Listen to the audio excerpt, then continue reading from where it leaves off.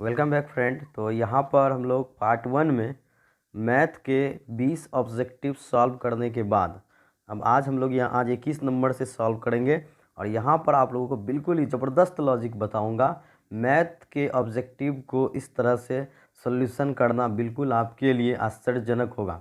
और उम्मीद करता हूँ कि आप लोग ये वीडियो देखने के बाद बहुत ही अच्छा फील करेंगे और आपको लगेगा कि ऑब्जेक्टिव मैं आसानी से सॉल्व कर पाऊँगा।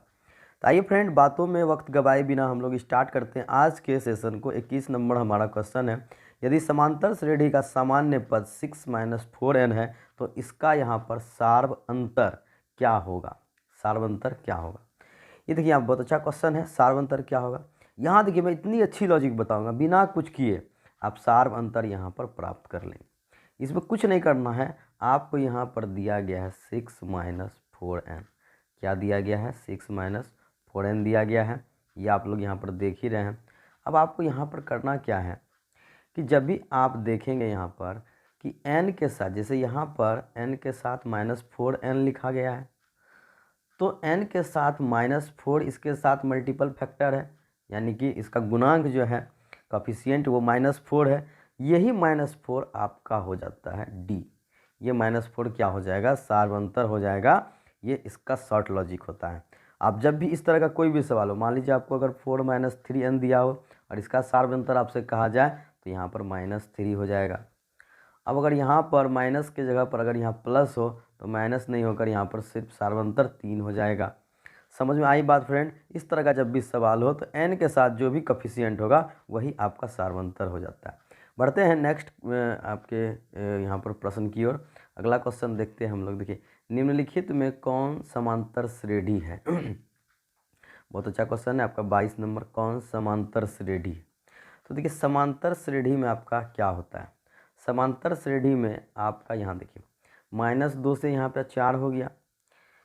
अब ये आपका माइनस से प्लस की ओर गया, फिर ये माइनस आ गया। ऐसा नहीं होता है किसी भी समांतर श्रेणी में, माइनस से फिर प्लस। अगर माइनस वो चला गया तो माइनस ही वो जाता रहेगा, लेकिन अगर वो आपके माइनस से अगर वो प्लस में चला गया तो वो प्लस में ही जाएगा, और अगर वो माइनस से माइनस में चला गया तो माइनस में ही जाएगा। तो ऐसा नहीं होता है। इसके बाद ए है, ए स्क्वायर है। ये यहाँ पर ए बढ़ नहीं रहा है, बल्कि ए में ए का गुना हो रहा है। तो ये जो गुना होता है, ये भी इसे हम लोग समांतर श्रेणी नहीं कहते। ये समांतर श्रेणी की श्रेणी में नहीं आता है। तो ये भी हमारा ख़त्म हो गया। अब डी ऑप्शन देखेंगे तो 1 3, 1 तिया 3, 3 तिया 9, 9 तिया 27। तो इस तरह से यहाँ पर इसमें कोई भी चीज़ कंटिन्यूअस एक समान रूप से बढ़ नहीं रहा है, बल्कि इसमें सभी मल्टीप्लाई के रूप में, इसलिए ये भी हमारा नहीं होगा। अतः यहाँ ज़्यादा यहाँ पर सोचने की ज़रूरत नहीं है। अब जब 3 ऑप्शन गलत है तो ऑप्शन सी हमारा AP होगा ही होगा। क्लियर हो गया। सही जवाब इसमें कौन हो जाएगा, ऑप्शन सी हो जाएगा। तो उम्मीद है कि आपको क्लियर हो गया होगा ये चीज़। आइए चलते हैं अगले क्वेश्चन पे। अब हम लोग अगला क्वेश्चन देखते हैं क्या है। तो 23 नंबर है, मूल बिंदु के नियामक क्या होते हैं। तो ये देखिए बहुत इजी क्वेश्चन, आप लोग जानते ही होंगे कि मूल बिंदु हम लोग कहते हैं 0 0 को। किसे कहते हैं, 0 0 को। जब भी यहाँ पर कोई आपके निर्देशांक होता है, इसे हम लोग y अक्ष बोलते हैं खड़े वाले को, और ये पड़े वाले को x अक्ष बोलते हैं। तो ये एक्स वाई जहाँ पर क्रॉस होता है उस जगह का जो निर्देशांक होता है वो 0 0 होता है। इसे ही हम लोग मूल बिंदु कहते हैं 0 0। क्लियर है फ्रेंड। चलते हैं अगले क्वेश्चन की ओर। यहाँ पर अगला क्वेश्चन यहाँ पर देखिए आपका क्या है। यहाँ पे कहा जा रहा है 24 नंबर क्वेश्चन है कि त्रिभुज ABC और त्रिभुज PQR ये समरूप है। ये देखिए यहाँ पर स्पष्ट है, ये दोनों त्रिभुज क्या समरूप है। और तथा QR/BC बराबर 2/3, यानी कि जो संगत भुजा है संगत भुजा, यहाँ देखिए ये QR है और ये BC है, इसलिए दोनों संगत भुजा है। तो संगत भुजा का अनुपात है 2:3। तो क्षेत्रफल का अनुपात क्या होगा, एरिया निकालना है PQR त्रिभुज का और एरिया निकालना है ABC का। तो जब भी आपका अगर कोई दो त्रिभुज समरूप होता है, तो समरूप त्रिभुज अगर होता है तो समरूप त्रिभुज में जो भुजाओं का अनुपात होता है, संगत भुजाओं का अनुपात, तो क्षेत्रफल का अनुपात भुजाओं के अनुपात का वर्ग हो जाता है। यानी कि यहाँ पर PQR त्रिभुज का यहाँ पर 2 है ये भुजा संगत, तो 2 का स्क्वायर हमारा 4 हो जाएगा और 3 का स्क्वायर हमारा 9 हो जाएगा, यानी 4/9 ऑप्शन ए हो जाएगा इस सवाल का बिल्कुल ही सही जवाब। 4 बट्टा हमारा क्या हो जाएगा, 9 हो जाएगा। ये है बिल्कुल आपका सही जवाब। उम्मीद है समझ गए होंगे। यानी कि अगर दो त्रिभुज समरूप है तो उसके जो क्षेत्रफल का अनुपात होगा वो संगत भुजाओं के अनुपात का स्क्वायर के बराबर होगा, यानी वर्ग के बराबर होता है। ठीक है, ये एक नियम है। आइए चलते हैं अगले क्वेश्चन पे। अगला क्वेश्चन यहाँ पर देखिए, ये त्रिभुज है, दी गई आकृति में आपसे पूछा जा रहा है कि x का मान क्या होगा। देखिए आप लोग यहाँ पर देख रहे होंगे, ये x इस जगह पर है आपका, तो x का यहाँ पर पूछा जा रहा है मान क्या होगा। तो यहाँ पर x का मान वही होगा जो यहाँ पर मान होगा। अब आप बोलेंगे क्यों? देखिए जब भी दो रेखा एक दूसरे को इस तरह से प्रतिच्छेद करती है तो यहाँ पर एक इस तरफ कोण बनता है, एक इस तरफ बनता है। इसे हम लोग नाम देते हैं सम्मुख कोण। इसे हम लोग क्या कहते हैं? सम्मुख कोण कहते हैं। और सम्मुख कोण हमेशा आपस में बराबर होता है। तो त्रिभुज के तीनों कोणों का योगफल 180 डिग्री होता है, ये हम लोग जानते हैं। तो 60, 50, 110, तो तीसरा कोण हमारा क्या हो जाएगा? 70 डिग्री होगा। तभी तो 180 डिग्री तीनों कोणों का योगफल होगा। अब ये अगर 70 डिग्री हमारा यहाँ पर है तो ये भी x बराबर हमारा कितना हो जाएगा? ये भी 70 डिग्री ही होगा। यानी कि ऑप्शन सी इस सवाल का है बिल्कुल ही सही जवाब। बताइए समझ में आया या नहीं आया? ऑप्शन सी यानी 70 डिग्री। ये हमारा आर कोण अंदर वाला 70 है तो इसका जस्ट सम्मुख ये भी 70 डिग्री ही होगा। क्लियर है? आइए हम लोग बढ़ते हैं अगले प्रश्न में चलते हैं। हम लोग देखते हैं अगला प्रश्न क्या है। देखिए 26 नंबर क्वेश्चन है कि R06 है और S80 को मिलाने वाली रेखाखंड के मध्य बिंदु के नियामक हैं। तो देखिए यहाँ पर दो बिंदु होगा और जब भी आपको इस दोनों का अगर आपको मध्य बिंदु निकालने कहा जाए तो हम लोग कैसे निकालेंगे? देखिए इसका फर्स्ट को जोड़ के बट्टे 2 कर देंगे, यानी 0 + 8, 8/2, यानी कि यहाँ पर हमारा हो गया 4। और इसके बाद जो हमारा 6 0 है तो 6 0 6, तो 6/2 कर देंगे, यानी कि 2 × 6 3, तो 4 और 3, यानी कि ये हो गया मध्य बिंदु का नियामक, है ना। यानी कि जो दो बिंदु होगा इसका मध्य बिंदु हमें निकालना है। तो मध्य बिंदु जब निकालेंगे तो यहाँ पर x1 और यहाँ पर देखिए x1 है या x2 है, x1 x2 को जोड़ के बट्टे 2 कर लेंगे, y1 y2 को जोड़ के बट्टे 2 कर लेंगे, और रेस्ट जो आया 4 3, ये आपका हो गया यहाँ पर सही जवाब। R06 और 80 का जो मध्य बिंदु हुआ वो 4 3 हो गया। क्लियर है? चलते हैं अगले क्वेश्चन पे। अगला क्वेश्चन क्या, देखिए यहाँ पर बिंदु 4 6 और 8 2 के बीच की दूरी क्या होती है। चलिए तो यहाँ पर बहुत ही अच्छा क्वेश्चन है ये, है ना। यहाँ पर बहुत ही अच्छा क्वेश्चन है, इसको हम लोग समझेंगे। तो बीच की दूरी निकालने का एक फार्मूला हो जाता है हमारा, उस फार्मूला को हम लोग देखेंगे। तो यहाँ पर आप लोग जानते हैं कि इसमें जो हमारा बिंदु 4 6 और 8 2 है, यानी कि ये हमारा x1 y1 हो जाता है, ये x1 y1 है, और ये जो हमारा होगा ये x2 y2 हो जाता है। तो इसका जो फार्मूला हो जाता है दूरी निकालने का, यहाँ पर हो जाता है x2 - x1, यानी 8 घटा 4, 8 घटा 4 हमारा 4 हो गया, x2 - x1 का स्क्वायर करेंगे, प्लस y2 - y1, यानी 2 में 4 घटाएँ 6 घटाएंगे तो -4 हो जाएगा, तो -4 का स्क्वायर हो गया। तो यहाँ की एक कंडीशन ये होता है कि अगर 4 का स्क्वायर 16 है तो -4 का भी स्क्वायर 16 ही होता है। स्क्वायर करने पर माइनस खत्म हो जाता है। तो 16 16 को अगर हम लोग जोड़ दें तो यहाँ पर हमारा 16 16 32 हो जाएगा। तो 32 है तो 32 का फैक्टर 4 चौके 16 दूनी 32 हो जाएगा, यानी कि 4 4 और 2, 4 चौके 16 दूनी 32। यहाँ पर 4 हम लोग क्या करेंगे, रूट के बाहर निकल जाएगा, रूट में हमारा 2 रह जाएगा, तो 4√2 ऑप्शन ए हो गया इस सवाल का बिल्कुल सही जवाब। यानी कि 4 6 और 8 2 के जो बीच की दूरी है वो हो गई 4√2 इकाई। इकाई यानी जो भी हो, मीटर वगैरह जो भी हो, तो वहाँ पर आपको ऑप्शन इकाई ही रहेगा, इसलिए टेंशन नहीं लेना है। आइए बढ़ते हैं नेक्स्ट क्वेश्चन की ओर। अगला क्वेश्चन हमारा है sin² 60 degree plus cos² 60 degree बराबर क्या होगा। देखिए यहाँ पर सबसे पहले एक चीज़ आप लोग को मैं समझाना चाहता हूँ कि यहाँ पर मान रखने की आपको आवश्यकता नहीं है ना। अगर हम लोग 60 डिग्री को थीटा मान के चले, 60 डिग्री को अगर हम लोग थीटा मान के चले तो हम लोग इसे इस तरह पढ़ सकते हैं sin² theta plus cos² theta, क्योंकि दोनों तो सेम है, इसलिए sin² theta plus cos² theta equal to हमारा 1 हो जाता है। अब ये किसी भी मान पर होगा थीटा के, चाहे वो 60 हो, चाहे वो 80 हो, चाहे वो 50 हो, कुछ भी हो, तो थीटा का हमेशा यहाँ पर क्या होता है, ये इस थीटा के लिए ये होता है। तो यहाँ पर हमारा सही जवाब जो है वो हो जाएगा 1, sin² theta plus cos² theta बराबर 1 हो जाएगा। क्लियर है? आइए चलते हैं अगले क्वेश्चन पे। 29 नंबर क्वेश्चन हमारा क्या कहता है। 29 नंबर क्वेश्चन कहता है यदि रैखिक समीकरणों का युग्म संगत हो। अब देखिए संगत कहाँ होता है, संगत दो कंडीशन में होता है, या तो अद्वितीय हल होना चाहिए, या तो इसका क्या हल होना चाहिए, अद्वितीय हल होना चाहिए, या नहीं तो फिर इसका अनेक हल होना चाहिए। यानी कि जो इसका ग्राफ है, एक तो जब यहाँ पर प्रतिच्छेद करेगा तब संपाती होगा, और दूसरा जब यहाँ पर ये दूसरे एक दूसरे के ऊपर संपाती होगा तभी ये एक दूसरे को क्या करेगा, ये सटेगा, छुएगा, इसलिए संगत होगा। तो दो कंडीशन में संगत होता है, यानी प्रतिच्छेदी में और संपाती में, इस दोनों कंडीशन में क्या होगा, संगत होता है। लेकिन जब ये देखिए यहाँ पर प्रतिच्छेदी और संपाती है, लेकिन समांतर का कंडीशन में इस तरह है, तो इसे हम लोग असंगत कहेंगे, क्योंकि ये दोनों रेखा एक दूसरे से कोई मतलब नहीं रखता है, इसलिए ये असंगत हो जाता है। और ये दोनों हमारा संगत है, प्रतिच्छेदी या संपाती। क्लियर हो गया? उम्मीद है कि आप लोग समझ गए होंगे। आते हैं अगले क्वेश्चन की ओर। नेक्स्ट क्वेश्चन हमारा है कि बिंदु -6 और -5/2 किस पाद में स्थित है। तो -6 और -5/2 है। तो ये देखिए कंडीशन ये होता है कि ये जो चतुर्थांश होता है, इस चतुर्थांश में हमारा 4 खंड होता है। ये चिन्ह के आधार पर होता है। देखिए यहाँ पर हमारा ऊपर हमेशा चिन्ह प्लस होता है और दाएं साइड भी प्लस होता है, दोनों प्लस होता है, तो वहाँ पे प्रथम चतुर्थांश स्टार्ट होता है। इसके बाद हमारा सेकेंड, इसके बाद हमारा ये थर्ड होता है, और इसके बाद हमारा ये फोर्थ होता है। तो यहाँ दोनों प्लस है, अगर ये माइनस है तो ये प्लस माइनस जब होता है तो ये दूसरे में चले जाता है, और यहाँ नीचे भी हमारा माइनस होता है। जब दोनों माइनस हो तो वो तृतीय खंड में आ जाता है, यानी कि यहाँ जो है दोनों माइनस है, इसलिए ये किस पाद में होगा, ये तृतीय पाद में हो जाएगा। क्लियर है? दोनों माइनस होने पे तृतीय पाद में चला जाता है।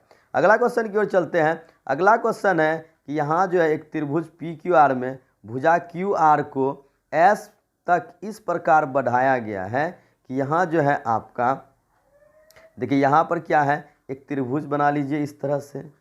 इस त्रिभुज में आपका क्या है, ये P है, ये Q है, ये R है। अब बोलता है कि भुजा QR को, इस QR को हम कहाँ तक बढ़ा दिए, S तक इस तरह से बढ़ा दिए।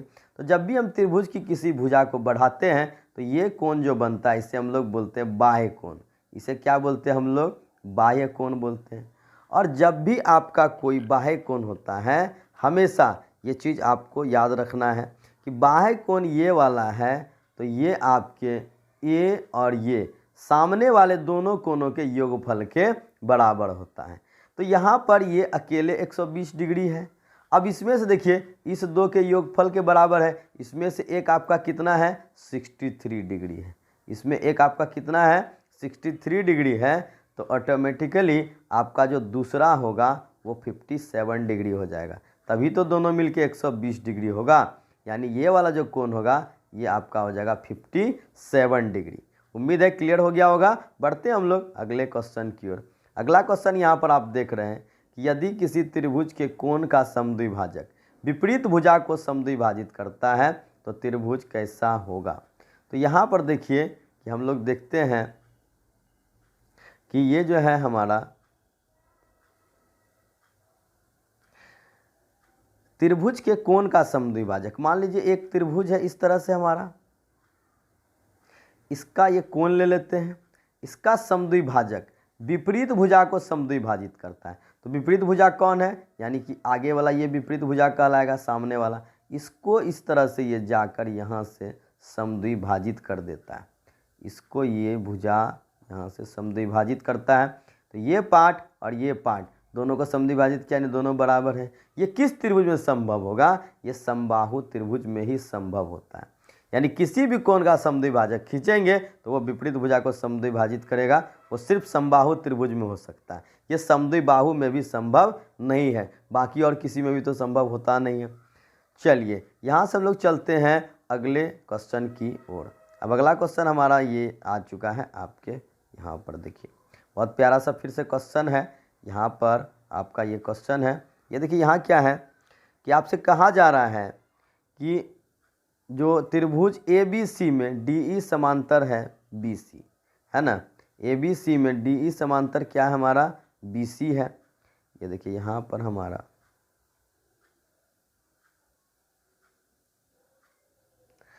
मान लेते हैं एक त्रिभुज है, एक त्रिभुज है ए बी सी, ठीक है, एक त्रिभुज क्या है हमारा ए बी सी है। तो डी ई समांतर बी सी, ये बी सी रेखा है और ये जो डी ई है, एक डी ई इस तरह से ले लेते हैं, जो कि डी ई जो है ये किसके समांतर है, ये बी सी के समांतर है। डी ई किसके समांतर है, बी सी के समांतर। ये आप लोग देख रहे हैं डी ई समांतर बी सी है। तो ये थेल्स का प्रमेय लागू हो जाता है इस कंडीशन में, ए डी बट्टे डी बी। इस कंडीशन में हमारा क्या हो जाता है कि ए डी बट्टे डी बी बराबर क्या हो जाता है, ए ई बट्टा ई सी। क्या हो जाता है हमारा, ए ई बट्टा ई सी। अब ए डी बट्टे डी बी बराबर 2/3 है, तो ए ई बट्टे ई सी, तो चूंकि ए डी बट्टे डी बी और ए ई बट्टे ई सी बराबर ही तो है, इसलिए 2/3 है, तो इसका भी मान हमारा क्या हो जाएगा, 2/3 ही होगा। यानी कि हमारा ये ऑप्शन बी हो जाएगा इसका बिल्कुल सही जवाब। सही जवाब क्या हो जाएगा हमारा, ऑप्शन यहाँ बी होगा इस सवाल का सही जवाब 2/3। अगर ए डी बट्टे डी बी 2/3 है तो ए ई बट्टे ई सी भी हमारा 2/3 ही होगा। क्लियर है। चलते हैं अगले क्वेश्चन की ओर। अगला क्वेश्चन में देखते हैं, देखिए त्रिभुज ए बी सी और त्रिभुज डी ई एफ में ए बी बट्टे डी ई बराबर बी सी बट्टे एफ डी है, ठीक है। तो यहाँ देखिए आपका मान लीजिए एक त्रिभुज बना देते हैं हम लोग ए बी सी और एक त्रिभुज बना लेते हैं हम लोग डी ई एफ, ये डी, ये ई, ये एफ, ये ए, ये बी, ये सी।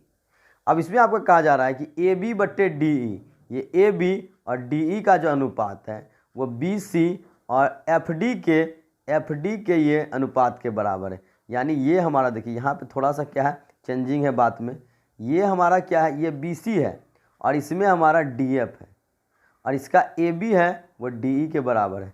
तो इसलिए देखिए यहाँ पर बोलता है ये समरूप कब होगा, ये समरूप तब होगा जब इस दोनों भुजाओं के बीच का कोण, यानी इसका D और इसका B, जब इसका B और इसका D कोण बराबर होगा तभी ये संभव है। इसलिए ऑप्शन सी हो जाएगा बिल्कुल सही जवाब। कोण B और D बराबर होना चाहिए, यानी दोनों जो है इसको कोण को अंतर्गत करने वाली ये भुजा है वही कोण बराबर होना चाहिए।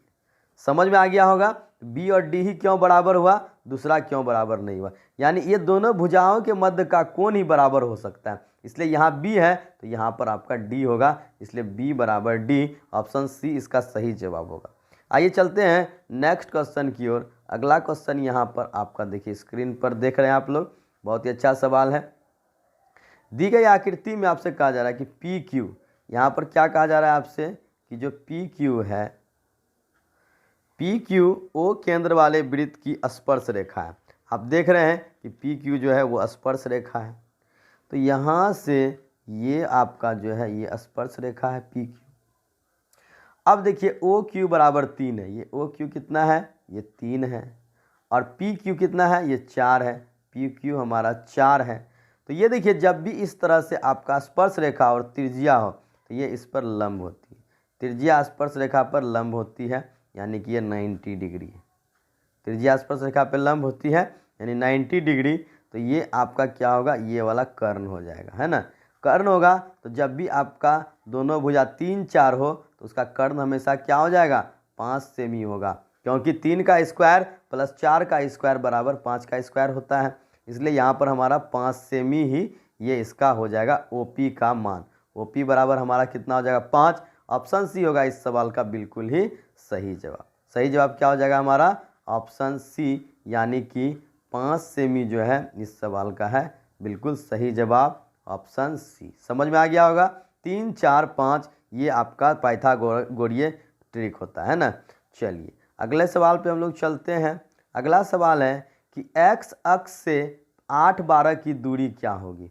देखिए आपसे पूछ रहा है x अक्ष से बिंदु P है जिसका यहाँ पर निर्देशांक है 8 12, ठीक है, 8 12 है, तो P से दूरी क्या होगी, है ना, x अक्ष से दूरी क्या होगी। देखिए हमेशा याद रखना, अगर x से दूरी बोलेगा तो y और y से दूरी बोलेगा तो x, तो यहाँ x से दूरी है तो y हमारा कितना है, 12 है, यानी 12 इकाई हो जाएगा दूरी, यानी x से दूरी हमारा y होता है और y से दूरी हमारा x होता है, बस इसे याद रखना है। तो x अक्ष से दूरी ये 12 है, ठीक है, क्लियर हो गया। चलते हैं अगले क्वेश्चन की ओर। 37 नंबर यहाँ पर है आपका कि वृत्त के किसी बिंदु पर खींची गई स्पर्श रेखा और उस बिंदु से जाने वाली त्रिज्या के बीच का कोण कितना होता है। देखिए बहुत ही सिंपल क्वेश्चन है। ये मान लीजिए आपका वृत्त है, वृत्त पर खींची गई स्पर्श रेखा ये है, और ये जो है उस बिंदु से जाने वाली त्रिज्या, ये देखिए यहाँ पर ये त्रिज्या है, तो ये जो त्रिज्या होता है, ये त्रिज्या और स्पर्श रेखा के बीच का कोण हमेशा 90 डिग्री होता है, क्योंकि जो वृत्त की त्रिज्या होती है वह स्पर्श रेखा पर लंब होती है, इसलिए ये हमेशा कितना होगा 90 डिग्री, यानी ऑप्शन सी ही होगा इस सवाल का बिल्कुल सही जवाब, ऑप्शन सी। बताइए आसान है या नहीं। हमेशा आपको जानना है कि जब भी स्पर्श रेखा हो और त्रिज्या के बीच का कोण बोले तो 90 डिग्री, क्योंकि ये त्रिज्या हमेशा स्पर्श रेखा पर लंब होती है। ठीक है, चलिए आगे बढ़ते हैं। अगला क्वेश्चन हम लेते हैं 38 क्वेश्चन है हमारा। दी गई इसमें जो है आकृति में जो हमारा पीटी है, टी पी और टी क्यू दो स्पर्श रेखाएं हैं। ये देखिए बहुत सुंदर है। यहाँ पर ये आपका पी टी यहाँ से एक स्पर्श रेखा है और यहाँ से हमारा टी क्यू, ये एक स्पर्श रेखा है, पी टी और टी क्यू है। और ओ केंद्र वाले वृत्त पर इस प्रकार है कि पी टी क्यू 50 डिग्री है। ये देखिए पी टी और क्यू, ये जो कोण है हम, ये है आपका 50 डिग्री। तो आपसे पी ओ क्यू मांगा जा रहा है, यानी कि यहाँ पर हमें बताना है पी ओ क्यू, ये जो हमारा पी ओ क्यू, ये जो है कोण हमारा कितना होगा। ठीक है, तो जब भी हमारा यहाँ पर पी ओ क्यू मांगा जाएगा तो ये जो पी ओ क्यू होगा, तो हमेशा याद रखना है जब भी ये स्पर्श रेखाओं के बीच का जो कोण होता है, दो स्पर्श रेखाओं के बीच का कोण और ये केंद्र का कोण दोनों मिलके हमेशा 180 डिग्री होता है। इसलिए ये 50 है तो ये हमेशा 130 डिग्री होगा। ठीक है, इसलिए ऑप्शन ए हो जाएगा इस सवाल का सही जवाब, 30 डिग्री। समझ में आया यहाँ पर, यानी कि जो आपका ये है जब भी होगा कोण स्पर्श रेखाओं के बीच का कोण, ये आपके जो है और केंद्र का कोण, ये दोनों मिलके हमेशा 180 डिग्री ही बनाएगा। तो यहाँ पर 180 डिग्री बनाएगा तो ये 130 डिग्री हो जाएगा। क्लियर है, चलिए आगे बढ़ते हैं। नेक्स्ट क्वेश्चन 39 नंबर में आपसे कहा जा रहा है कि त्रिभुज पी क्यू आर में, है ना। चलिए आइए यहाँ देखते हैं, ये हमारा त्रिभुज पी क्यू आर है। इस त्रिभुज पी क्यू आर में पी आर क्यू थीटा, मान लीजिए यहाँ नाम दे दीजिए पी क्यू आर। इसमें आपका पी आर क्यू, ये पी आर क्यू, ये हमारा है थीटा, ये कितना है हमारा थीटा है। उसके बाद हमारा पी क्यू बराबर 3 है, ये जो पी क्यू है ये हमारा 3 है, पी आर हमारा 6 है। सॉरी यहाँ देखिए समकोण त्रिभुज है, इसलिए यहाँ थोड़ा सा हम लोग ये फिगर नहीं बनाएंगे, हम लोग समकोण त्रिभुज बनाएंगे। समकोण त्रिभुज है, इसमें पी क्यू आर में पी आर क्यू थीटा है। यहाँ पर पहले नाम दे देते हैं समकोण त्रिभुज पी क्यू आर। इसमें क्या है पी आर क्यू, ये वाला जो कोण है ये आपका है थीटा, ये वाला कोण है थीटा है। पी क्यू है 3, ये पी क्यू हमारा 3 हो गया। पी आर है 6, ये वाला हमारा पी आर है 6। तो यहाँ पर देखिए यानी लंब और ये हमारा कर्ण दिया हुआ है। ठीक है, तो यहाँ पर बोल रहा है थीटा कोण कितना डिग्री होगा। देखिए दूसरे टाइप का क्वेश्चन है, यहाँ पे कोण पूछा जा रहा है। तो सबसे पहले देखिए कि अगर हम लोग देखते हैं ये P हमारा 3 है और H हमारा 6 है, तो P/H हमारा हो गया 3/6, यानी कि 1/2। तो P/H हमारा हो जाता है साइन थीटा, तो साइन थीटा 1/2 होगा, तो थीटा कितने डिग्री पर 30 डिग्री पर। ऑप्शन ए हो जाएगा इस सवाल का सही जवाब। यानी साइन थीटा का मान 1/2 कब होता है, जब यहाँ पर 30 डिग्री हो। साइन 30 डिग्री का मान 1/2 हो जाता है। समझ गए होंगे। चलिए बढ़ते हैं अगले क्वेश्चन की ओर। अगला क्वेश्चन हम लोग यहाँ पर देखते हैं क्या है। ये देखिए अगला क्वेश्चन यहाँ पर है tan a बराबर हमारा है 3/4, तो cos a का मान क्या होगा। देखिए tan a बराबर 3/4 दिया हुआ है, तो tan बराबर हमारा क्या हो जाता है P/B, यानी कि P/B का मान 3/4 दिया हुआ है। इसका मतलब P 3 है और B हमारा 4 है। P और B जब 3 4 हो तो इस कंडीशन में H हमेशा आपका 5 होता है, ये फिक्स होता है। जब भी P B 3 4 हो H 5 होगा, तो cos A निकालना है, तो cos A हमारा हो जाता है B/H। तो B का मान हमारा हो गया 4, H का मान हो गया हमारा 5, 4/5 यानी कि ऑप्शन बी। ऑप्शन बी हमारा हो गया इस सवाल का बिल्कुल ही सही जवाब है, ऑप्शन बी। तो यहाँ पर हम लोगों का सही जवाब हो जाएगा 4/5 ऑप्शन बी। क्लियर हो गया। तो आज का हमारा जो ये सेकंड पार्ट था, 20 क्वेश्चन हमने पहले पार्ट में किए, 20 हमने इस पार्ट में किया है। टोटल हमारा 5 पार्ट है, इसमें आप लोगों को टोटल 100 क्वेश्चन देखना है। और उम्मीद है कि ये वीडियो देखने के बाद आप बिल्कुल ही आसानी से ऑब्जेक्टिव सॉल्व कर सकेंगे। तो बने रहिए हमारे चैनल पे। लगातार आने वाले सभी वीडियो को देखने के लिए हमारा नोटिफिकेशन बेल दबाना ना भूलिए, और साथ ही हमारे वीडियो को रेगुलर आप देखिए, लाइक कीजिए और शेयर भी कीजिए हो सके तो। बस यही आप लोगों से रिक्वेस्ट करूंगा। मिलते हैं एक अगले यहाँ पर पार्ट के साथ। यहाँ पर तब हम लोग 41 से लेकर 60 क्वेश्चन को सॉल्व करेंगे, और इस तरह से हम लोगों का पूरा सॉल्व होता चला जाएगा। मिलते हैं एक नए वीडियो में, तब तक के लिए गुड बाय। जय हिंद, जय भारत।